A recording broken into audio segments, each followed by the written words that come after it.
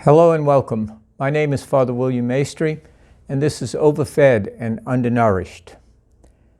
Pope Francis in 2015 issued his encyclical on the environment, and it was entitled Laudato Si, that is, Praise to you, O Lord, O Sir.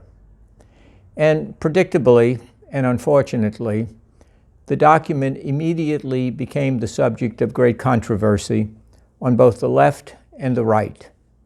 In other words, the document was understood as a political document.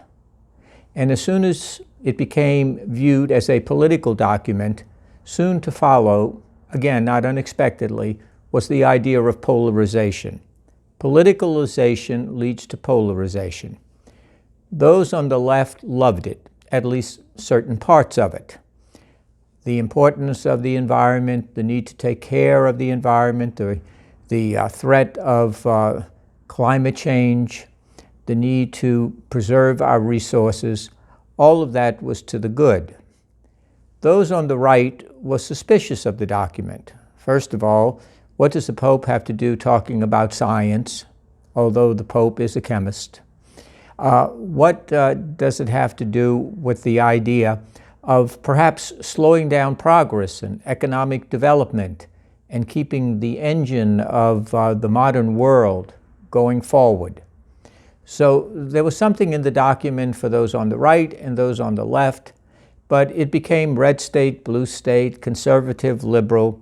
All of those antiquated and quite unhelpful labels began to fly.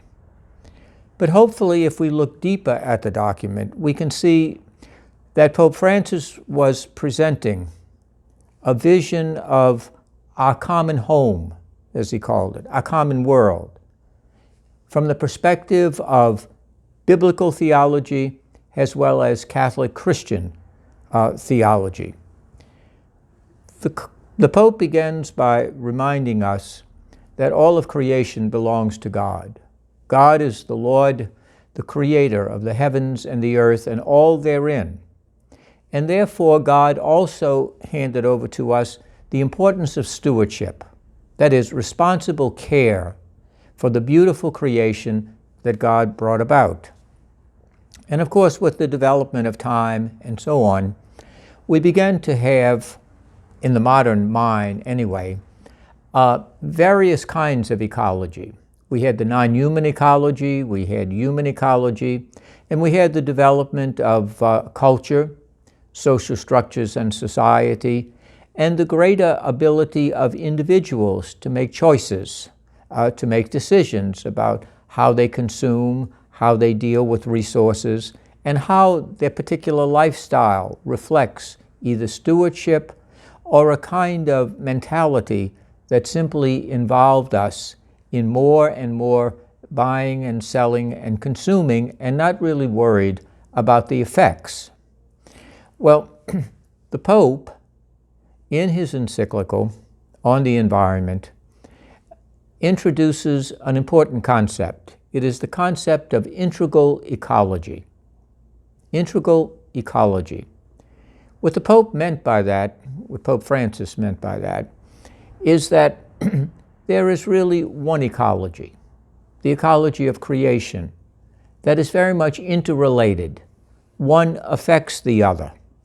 The non-human, the human, plus the importance of the culture that we develop, the various social structures and the way in which society is organized, all the way down to individual choice and decisions that we make in our daily life. And the Pope suggested, more than suggested, he actually taught and brought to our consciousness as well as our conscience that these kinds of ecology are interrelated.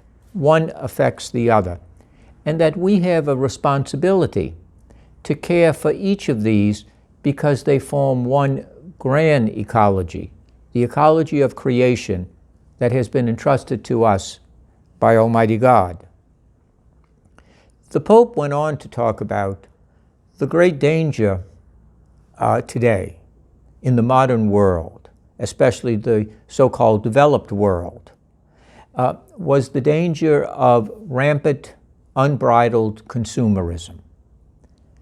What the Pope meant by that is that consumerism begins in the mind before it begins in action. It's a mindset, it's a mentality of how we look at the world in its totality and in our everyday life. That is, there is a tendency in the modern mind to value having more than being. What I mean by that is, and what the Pope means by that, is that we tend to judge the value of a thing or of a person in terms of its use or its function, a completely utilitarian approach. It's good if I can use it, if it produces what I want, if it gives me the desired result. It's good and valuable until it no longer serves its function.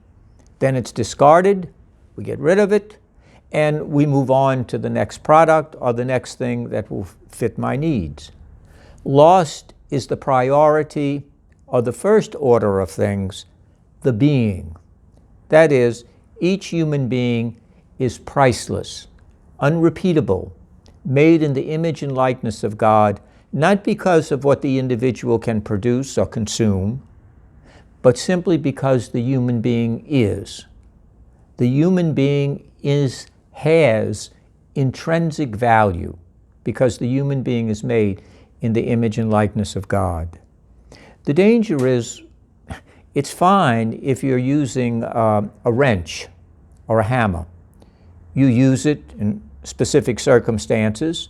You trade it for another. If it breaks or if it no longer functions properly, you kind of discard it or throw it away, or you even give it away. The danger is that begins to seep over into human relationships. It begins to seep over into society, even the most intimate of relationships, the family, the question of marriage, the question of life itself. Life itself becomes then something that is judged totally and completely in terms of its use or its value.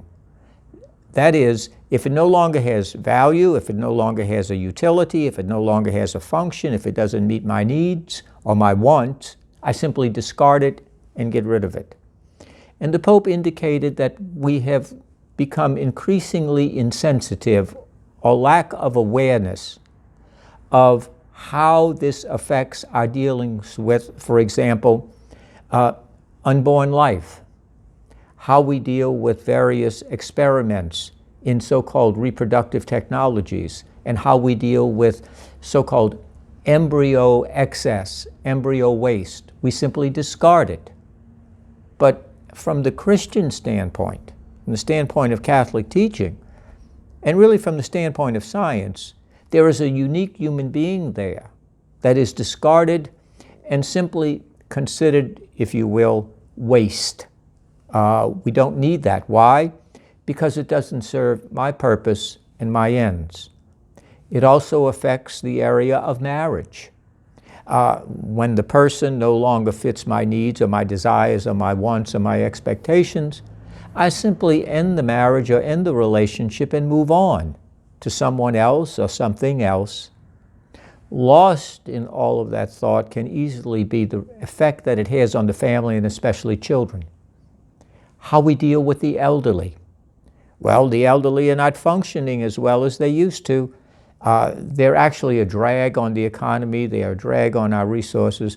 They may actually interrupt my comfortable material life.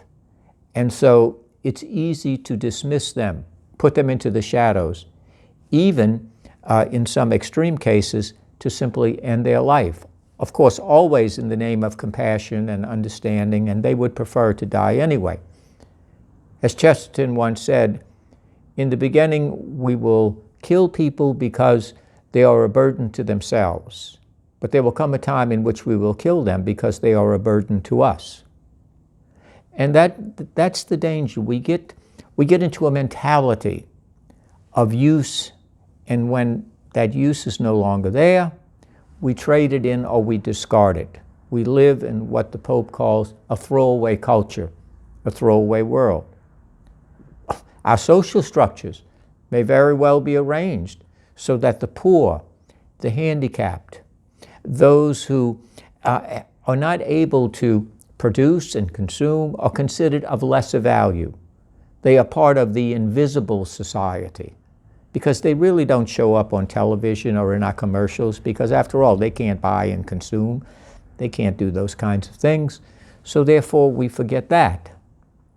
The effects it has on relationships between men and women.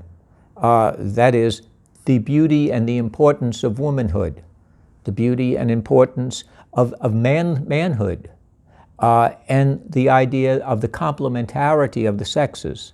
So they're all interchangeable. We can recycle them, if you will. And this has devastating effects, the Pope is saying, within society.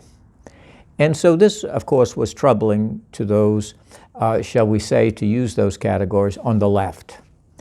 But the Pope went to great extent to say that it's very, very important that we take seriously God's gift to us of being good stewards, of caring for the environment, but not simply for air and water and all of those important natural resources, but also the human resources.